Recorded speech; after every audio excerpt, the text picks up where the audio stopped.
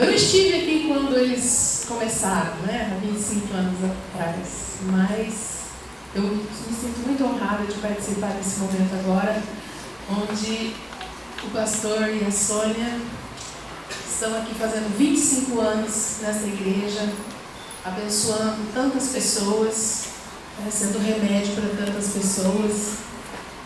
E eu sei que eles estarão cravados no coração de cada membro dessa igreja.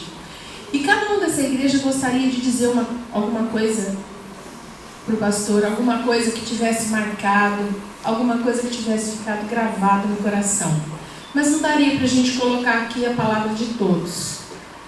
Nós escolhemos algumas frases, alguns versículos importantes, algumas expressões que marcaram a vida de alguns irmãos, e agora nós vamos apresentar. Eu gostaria que vocês estivessem lendo, né, essas mensagens e sabendo que cada um teria vontade de estar aqui falando para vocês. Mas